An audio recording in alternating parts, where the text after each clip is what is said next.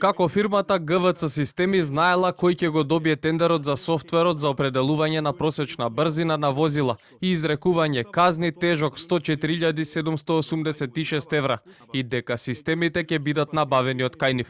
Ова прашање го отвори вештото лице Билјана Киселички на денешното рочиште за предметот софтвери, во кој првоосомничен екс-генералниот секретар на владата Драги Рашковски.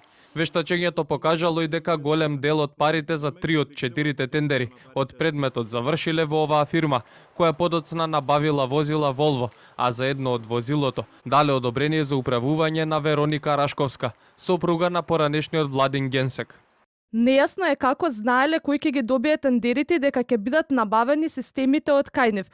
Фирмата Алпина Градба имала трансакција од ГВЦ Системи за набавка на 2 Volvo возила на 6.7.2020 година и 22.7.2020 година. На 27.7.2020 година дале одобрение за управување на туѓо возило на Вероника Рашковска.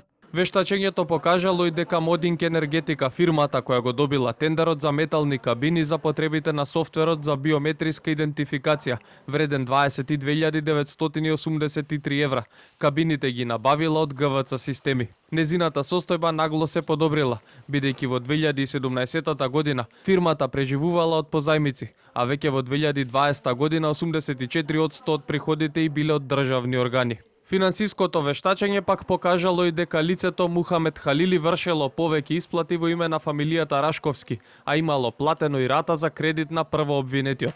Рашковски пак праша дали во непокриената готовина, вредна 55.425 евра, спаѓаат исплатите од Халили, но и средствата кои ги пријавил на име на неговите деца. Но и посочи дека доколку вештото лице не добило документи, тоа значи дека истите не постојат. Следно рочиште за случајот софтвери, во кој Рашковски се сомничи за злоупотреба на службената положба и овластување и перење пари, е закажано за 21 септември.